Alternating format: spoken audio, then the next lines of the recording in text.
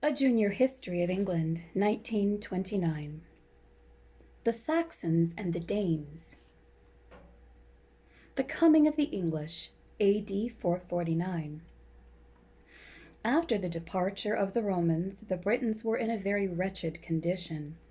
They had been so long under the Roman rule that they had lost much of the warlike spirit of their forefathers.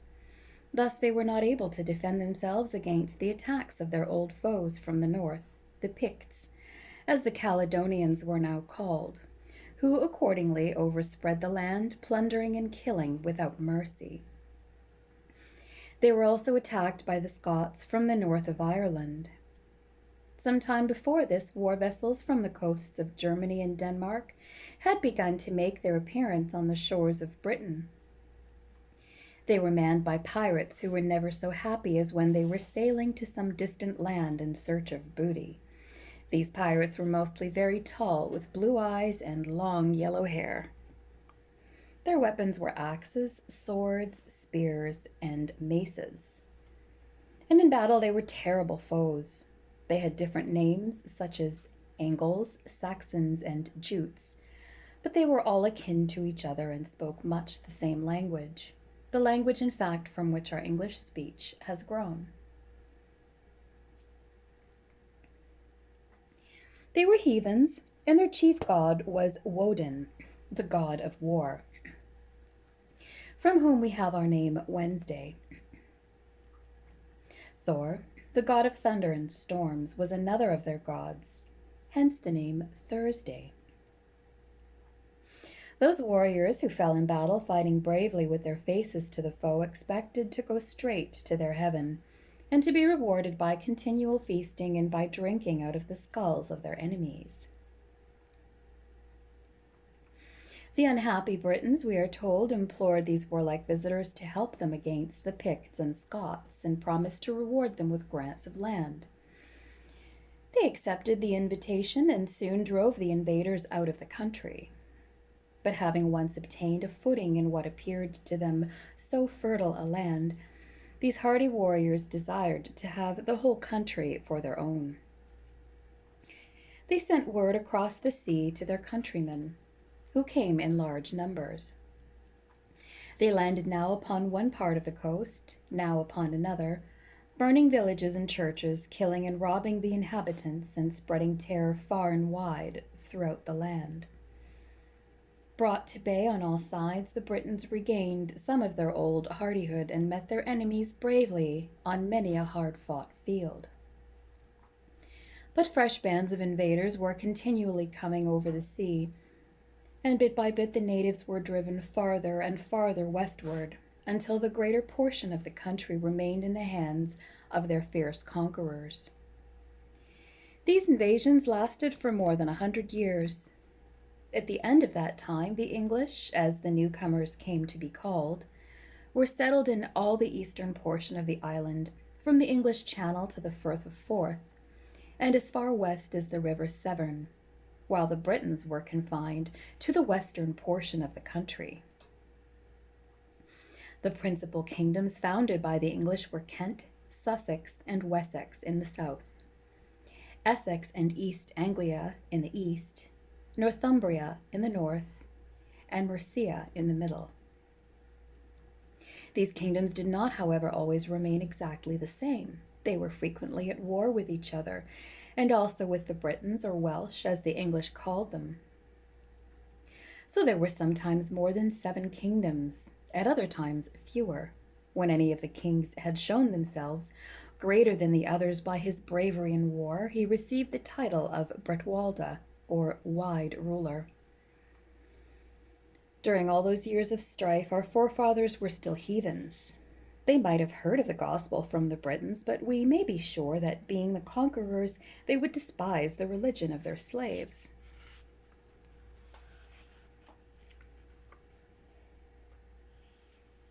How the English became Christians. About the end of the 6th century, the Pope of Rome was Gregory the Great. He had heard much of the English people. He knew that they were a noble race and was grieved to think that they should still be heathens. He therefore resolved to send a band of missionaries to preach the gospel to them. He accordingly chose a pious monk named Augustine, together with a band of 40 others, to undertake the task and sent them forth with his blessing in the year 597. Taking ship, Augustine and his companions crossed the Strait of Dover and landed in Kent. Their landing place proved a fortunate one. The King of Kent at that time was Ethelbert, a wise and powerful prince whose queen, Bertha, was already a Christian. For her sake, Ethelbert gave a kindly welcome to the little band of peaceful monks who had landed on his shores and willingly granted them leave to preach before him. Within a year, the king himself was baptized into the Christian faith, and thousands of his subjects followed his example. After this, Christianity continued to spread slowly but surely over all the land, and both in the palace and the cottage, to monarch and to peasant, the glad tidings of great joy were at last made known. Churches were built for worship. In many places, monasteries also rose, where the monks might live apart from the world and serve God. The monks were the only people who had any learning in those days, and it was only in connection with monasteries and churches that there were any schools. The most learned man of that time was a monk known as the Venerable Bede. It is from his writings that we get most of the stories of that period with which we are acquainted. Among others, that of the coming of St. Augustine, about which we have just read. Bede received his education at the famous monastery of Monk Wearmouth in the county of Durham. As a boy, he was always very studious and loved to pore over his books, which were written in Latin. He grew up to be a very learned man and became a priest at an early age.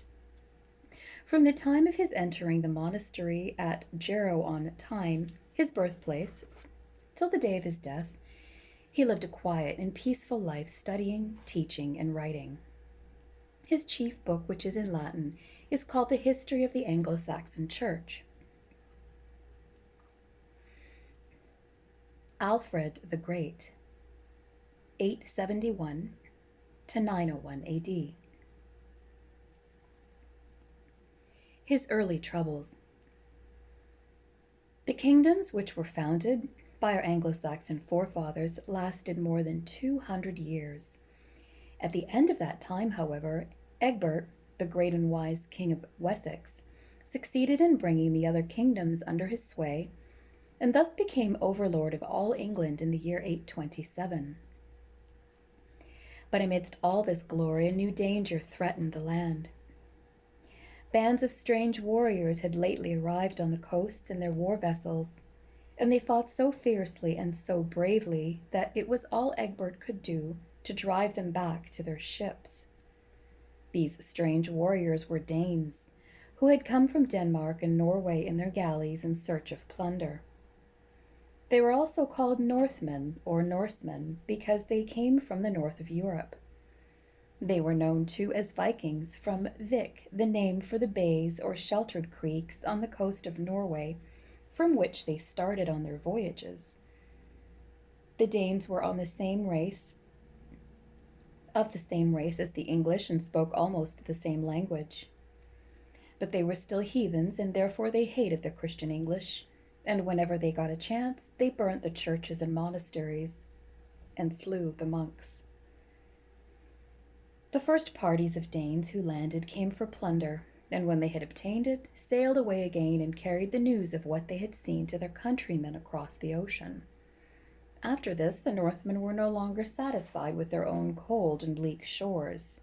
They determined to conquer England.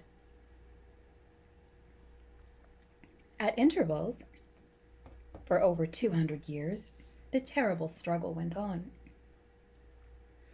Over 30 years had passed away since the death of Egbert. Wessex was the only kingdom which the Danes had not yet quite overrun, and they were gathering round it on all sides like wolves to the feast. It was at this time of dire distress that Alfred, grandson of Egbert and the greatest of all the old English kings, came to the throne. At first he had many battles to fight with the Danes, who obliged him in the year 878 to take refuge in the huts of the poor peasantry in the forests and swamps of Somersetshire. In this wild and lonely spot, disguised in the coarse dress of a peasant, Alfred remained for several months, waiting for happier times. At last he found himself strong enough to come forth from his place of concealment and give battle to the foe. The main army of the Danes was encamped on a hill in Wiltshire.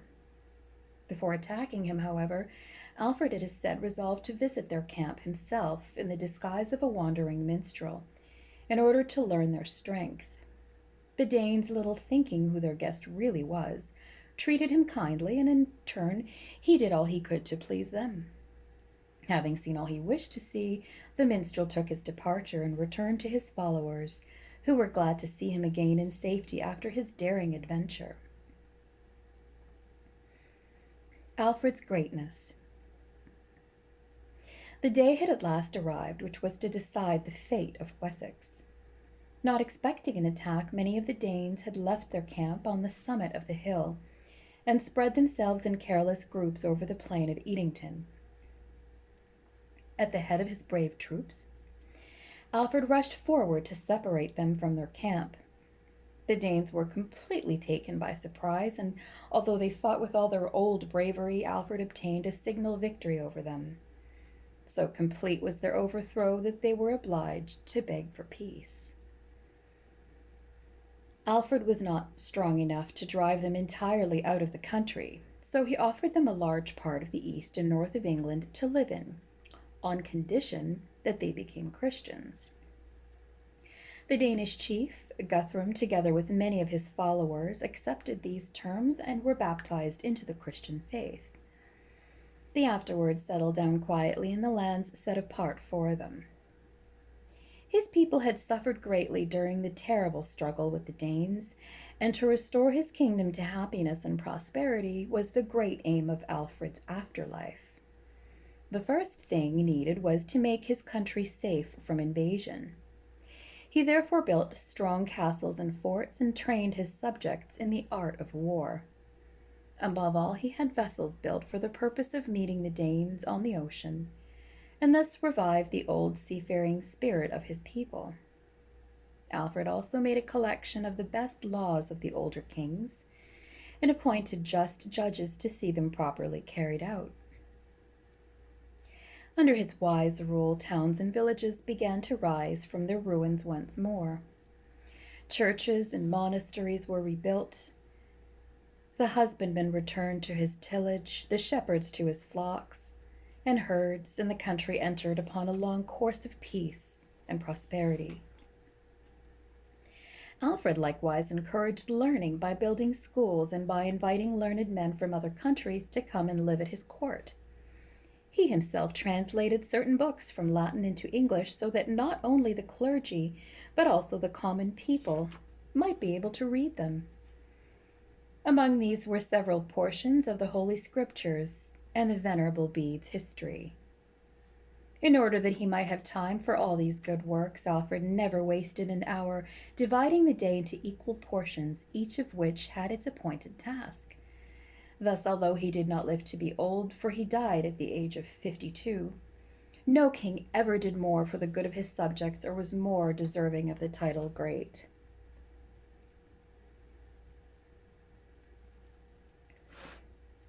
The Danish conquest.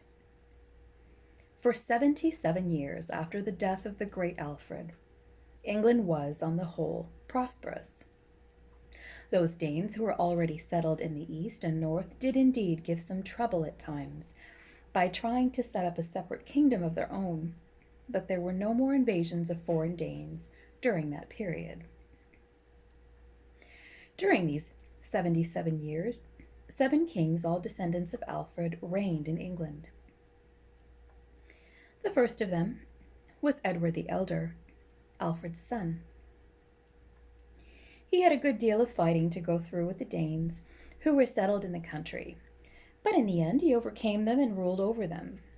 He was the first king who styled himself King of England.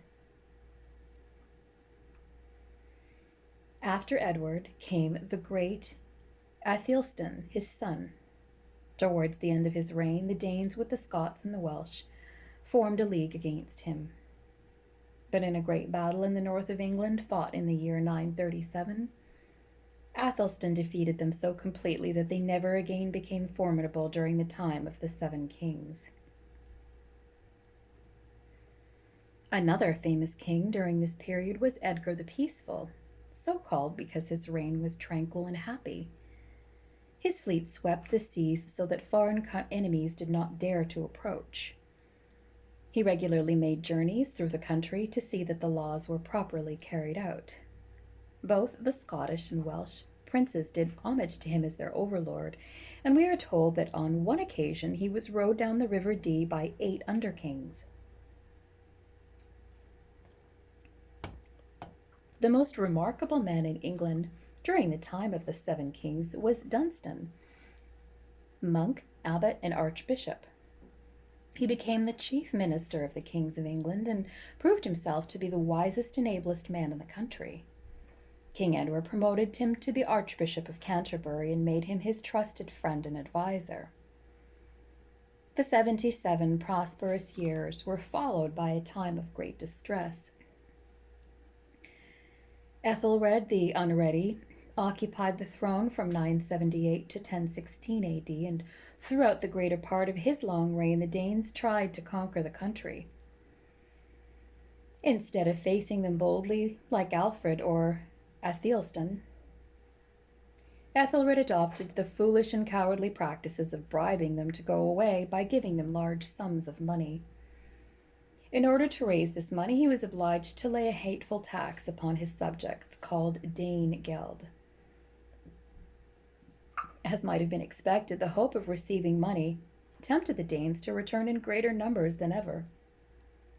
At his wits' end, Ethelred then formed the cruel plan of putting to death all the Danes within his dominions on St. Brice's Day, the 13th of November, 1002 AD. On the appointed day, large numbers of the hated Danes of both sexes and all ages were slain in cold blood. As soon as the news of this cruel deed reached the King Sweyn in Denmark, he vowed never to rest until he had conquered England. He kept his word. Year after year, fresh bands of Danes kept coming till the country was gradually overrun by them, and Ethelred fled for safety to the court of Normandy. Though Sweyn had succeeded in conquering England, he did not live to become king himself. He died in the hour of his triumph, leaving his conquests to his son Canute. Then followed a fierce contest for the kingdom between Canute and Edmund Ironside, the son of Ethelred. At last, after 6 pitched battles had been fought, they agreed to a division of the kingdom, the English holding the counties south of the Thames, while the Danes held those north of that river. Shortly after this, Edmund died, and Canute became king of the whole country. Canute ruled over all his subjects with equal justice and did much to blend Englishmen and Danes into one nation. He was a great warrior and conquered Norway.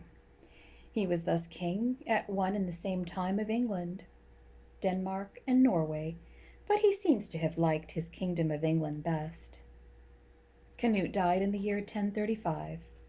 The time of Danish rule lasted 7 years longer under his 2 sons, and then the old line of kings was restored in the person of Edward, son of Ethelred the Unready.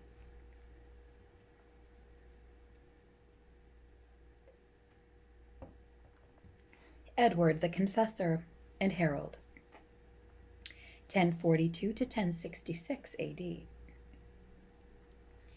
Edward afterwards, surnamed the Confessor on account of his saintly character, had lived so long in Normandy that he was more like a Norman than an Englishman.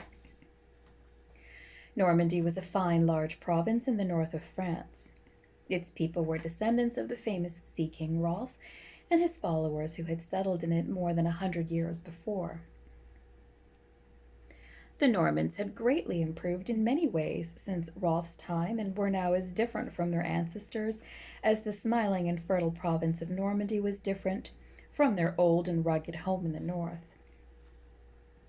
They had given up their old language, had learned to speak French, and were as accomplished in the arts of peace as they were brave and expert in war.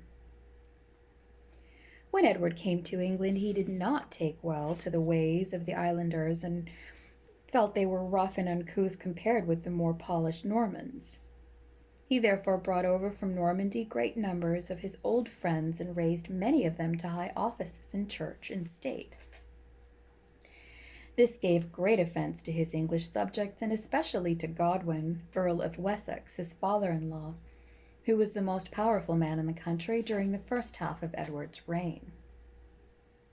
As may be supposed, the Norman friends of Edward both hated and feared Godwin and did all they could to set the king against him. Once, indeed, they succeeded in getting him and his sons banished for a short time, but they were soon restored to favor. During Godwin's absence from the kingdom, King Edward had a remarkable visitor. This was his half-cousin, the famous Duke William of Normandy. It is said that during this visit the king promised to leave the crown to William. Whether this was really so or not, William seems from that time to have set his mind upon becoming King of England some day. After Earl Godwin's death, his son Harold became the king's chief advisor.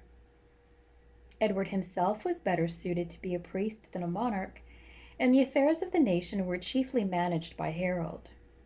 It is said that on one occasion Harold, having been wrecked on the coast of France, was taken to the Norman court. There he was detained by Duke William until a promise was wrung from him that he could assist the Duke in securing the crown of England. This promise Harold was made to repeat while his hand rested on a covered chest. But the chest, when opened, was seen to contain relics of the saints, and Harold found that he had been tricked into making a more solemn promise than he had intended. After the death of Edward, the Council of Wise Men, called the Witan, met and chose Harold as king.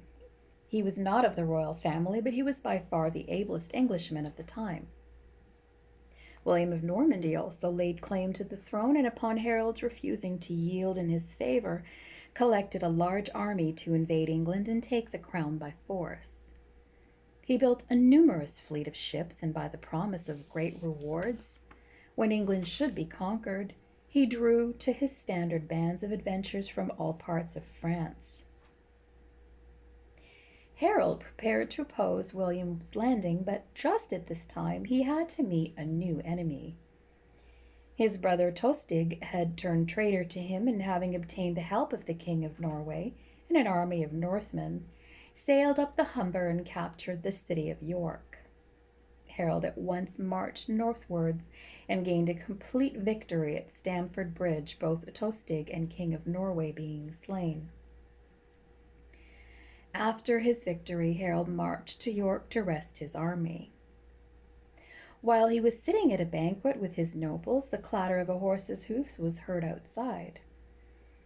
The door was thrown open, and a messenger entered with the evil tidings that William and his Norman host had landed at Pevensey on the shore of Sussex, September 29th, 1066. Nothing daunted, Harold rallied his men and marched southward with all speed. In a few days he was in London, and within a week after that he was posted on the famous hill of Senlac within 7 miles of the Norman army, prepared to make a stand for his life, his crown, and his country. The Battle of Hastings, 1066. The battle which took place was one of the most deadly ever fought on English ground. Harold acted the part of a wise general in posting his army on the brow of a hill with woods and marshes on each side. To make his position still stronger, a barricade made of earth, stones, and trunks of trees had been raised in front to break the charge of the Norman horsemen. Right in the center of the hill was pitched Harold's own standard, the figure of a fighting man glittering with gold and precious stones. Beneath and around, under Harold himself and his two brothers, were ranged the victors of Stamford Bridge, standing foot to foot and shoulder to shoulder, as gallant a band as ever defended hearth and home.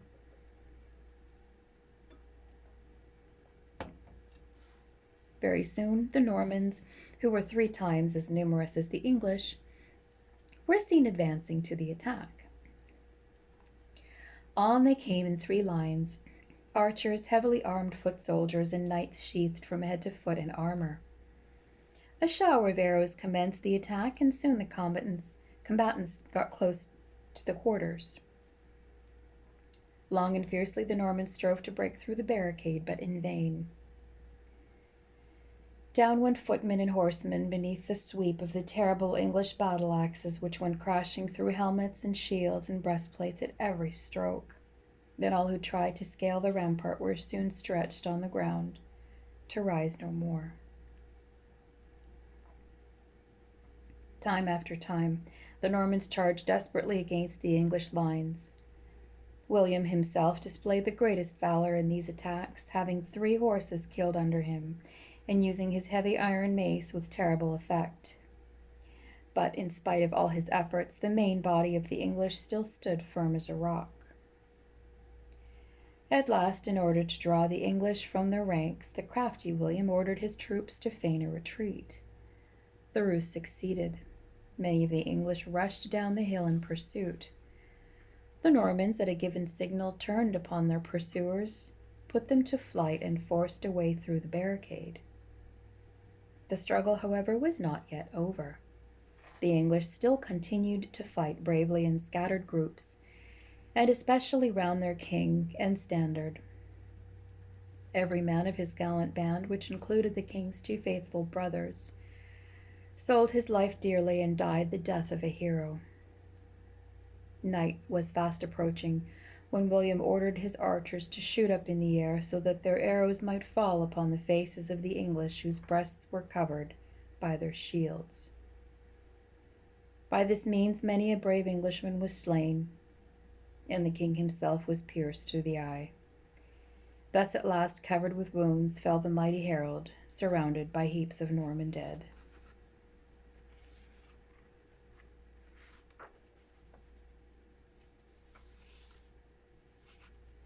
Condition of the English before the Norman conquest.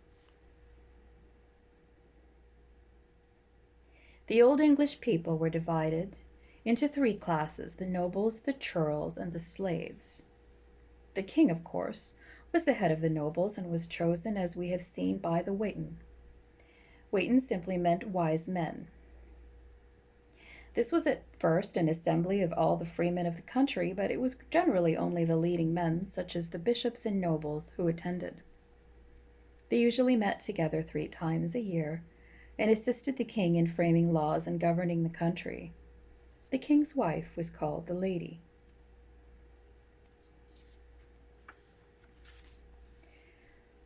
The chief nobles were called aldermen, afterwards earls, and they ruled over the different shires for the king. And in times of war, led the fighting men to battle.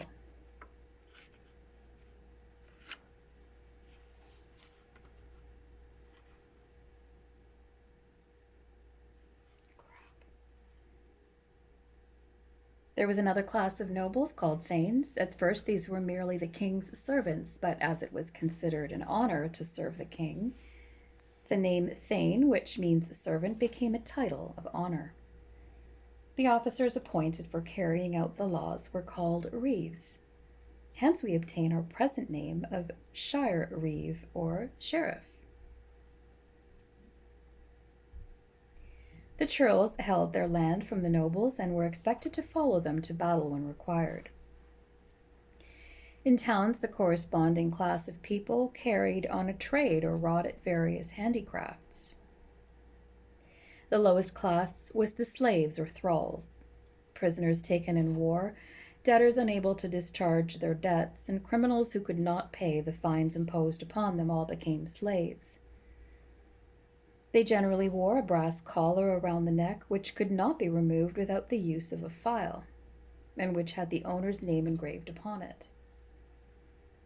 Slaves could be bought and sold like cattle. The chief market where this trade was carried on was Bristol, and it was in the west, in the counties bordering on Wales, where these serfs were most numerous. In some parts of England there were very few. In times of peace, the nobles used to spend much of their time in the sports of hunting and hawking. In the numerous forests which then existed, there were plenty of animals for the chase, such as the wild boar and the deer, and the marshes afforded a good supply of herons for those who were fond of flying falcons. The ladies spent much of their spare time in spinning, in making the cloth for their lords' garments, and in various kinds of needlework.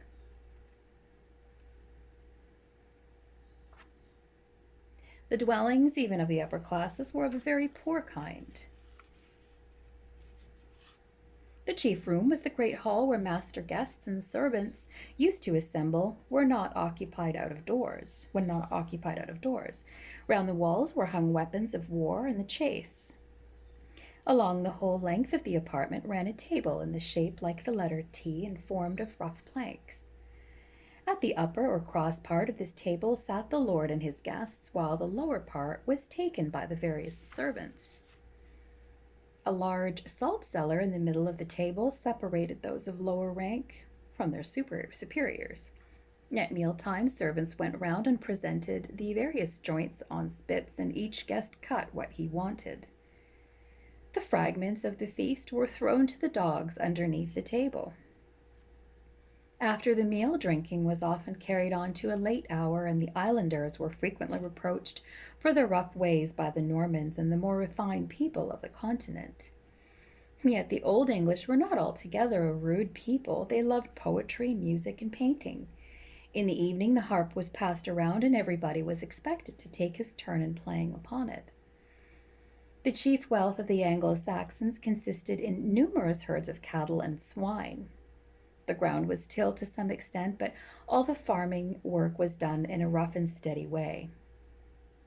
Commerce was carried on to a certain extent with the continent, but it must be admitted that our forefathers gave no promise in those days that the British would in course of time become the foremost trading people on the face of the globe.